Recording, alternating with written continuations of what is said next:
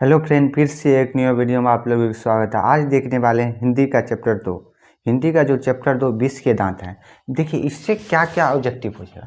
तो आपसे सबसे पहले आपको क्या पूछेगा, जो 20 के दांत क्या किसने लिखा था। 20 के दांत ललित विलोचन शर्मा जी ने लिखे थे। और इसका जन्म क्या हुआ था, जन्म कब हुआ था, तो 1916 में हुआ था। और देखिए इसका जन्म 1916 में हुआ था। और इसमें क्या हुआ, इसका जन्म कहाँ हुआ था, इसके पिताजी का नाम क्या था, ये सब आपको ऑब्जेक्टिव में पूछेगा। अब देखिए, अब चलते हैं ऑब्जेक्टिव में। क्वेश्चन देखिए, कहा 20 का दांत शीर्षक पाठ की विधा।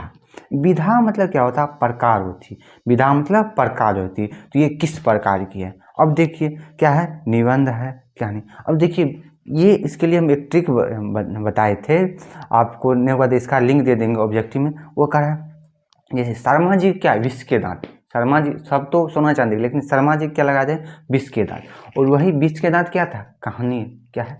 20 के दांत क्या है, कहानी है। और लेकिन वो क्या हो गया, 16 तक में सबको टोटली दांत हो गया, इसलिए इसका जन्म 1916 में हुआ था। लेकिन 60 के बाद दांत झड़ने लगते हैं, तो इसका 61 में इसका निधन ही हो गया। क्या हो गया, 61 में इसका निधन ही। तो अब देखिए ये ट्रिक से क्या हो गया, ये तो कहानी है 20 के दांत एक कहानी, क्योंकि ये कहानी की तरह लग रहा है। 20 के दांत किसी को हो सकता है नहीं, तो ये कहानी लग रहा है। और दूसरी बात 16 तक में तो टोटली दांत आ गया, तो 16 के तक तो आ गया, तो वो 1916 में इसका जन्म हुआ था। लेकिन 60 के बाद ही दांत टूटता है। पहले के ज़माने में 60 में भी नहीं टूटता, लेकिन आपका आजकल 60 के बाद दांत टूटने लगता है। और दांत 60 के बाद टूटने लगता है, तो इसका 61 में निधन ही हो गया। और कितना, 1961 में। अब चलते हैं अगले नंबर क्वेश्चन। अब कह रहा मदन, ये तो 20 के दांत क्या है कहानी। मदन के लिए क्या खाना मामूली बात है। बेचारा को सबसे ज़्यादा मार पड़ता था। क्यों मारता था, इसके पिताजी मारते थे। और इसके पिताजी क्या थे कि क्या थे, तो किरानी थे, क्लर्क थे। अब कहा नलिनी विलोचन शर्मा द्वारा लिखित कहानी निम्न में से क्या कर। नलिनी विलोचन शर्मा 20 के दांत लिखे थे। 20 के दांत, 20 के दांत क्या था, कहानी था। कहा 20 के दांत कहानी के रचयिता। 20 के दांत क्या हो गया, 20 के दांत शर्मा जी के 20 के दांत थे, ललित विलोचन शर्मा। अब कहा सीमा, रजनी, आलो, शेफाली, आरती, ये किसकी बहनें थी। तो ये देखिए इन सब बहनें थी, ये सेन साहब की लड़की थी, ये सेन साहब की लड़की थी। और कासू, कासू इसका भाई, क्या कासू की ये बहन था। और काशी का ही दूसरा नाम खोखा था। और ये पांचों को क्या कहते थे, सेन साहब प्यार से खोखी कहते हैं, खोखी। तो यहाँ पर दिया खोखा खोखा दे दीजिएगा। ये तीनों सेन साहब की लड़की थी। ये लड़की कैसी थी, सुशील थी ये। और जो कासू था वो हमेशा लड़ाई झगड़ा इधर उधर उड़ंड वालन था। और खोखा के दांत किसने तोड़े थे, खोखा के दांत मदन ने तोड़े थे। क्या थे, मदन ने तोड़े थे। और कितने दांत, दो दांत तोड़ दिए थे लड़ाई में, वो लट्टू के लड़ाई में हुआ था। आपका ललित विलोचन शर्मा का जन्म कब हुआ था, 16 में। क्या था, 16 में। आपका सेन साहब की कार की कीमत थी तो 7,500। उस समय में 7,500 बहुत बात होती है। और कार की जो मॉडल थी काला था। अब चलते हैं अगले नंबर क्वेश्चन का। सेन साहब की आंखों का तारा क्या, कौन था।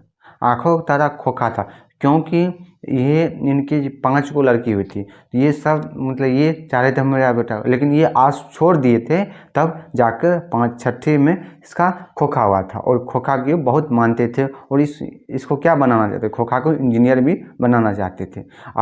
मोटर को खतरा हो सकता है, तो देखिए वो पांचों तो बहन से तो नहीं, सीमा रजनी से तो नहीं होगा, लेकिन होगा तो किससे, खोखा या कासू, दोनों का एक ही नाम है।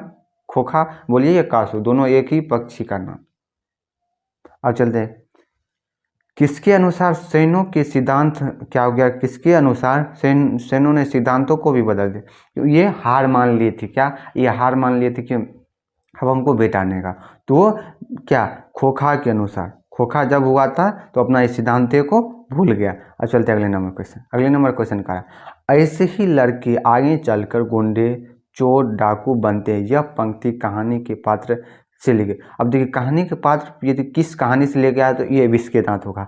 लेकिन ये बताए थे सेन साहब। सेन साहब किसको बताए थे, उसके पिताजी, किसके, मदन के पिताजी। और किसके बारे में बताए थे, वो मदन के बारे में बताए थे। अब चलते हैं अगले नंबर क्वेश्चन। अगले नंबर क्वेश्चन कह रहा है क्या, माँ तो क्या कह रहा है, मैं तो खोखा को इंजीनियर बनाने जा रहा हूँ। यह कथन किसका, सेन साहब ने खोखा को इंजीनियर बनाने चाहते थे। अब चलते तो अब चलते हैं अगले नंबर क्वेश्चन। अगले नंबर क्वेश्चन कह रहा सेन साहब की पांचों लड़कियां कैसी थी, तभी जस्ट बताए थे, सुशील थी, स्वाभाविक थी। अब देख क्या रहा, वाकिफ क्या है, कह रहा वाकिफ शब्द का अर्थ होता है, वाकिफ शब्द का अर्थ होता है परिचित, पहचान करना। वाकिफ क्या, वाकिफ थी यही।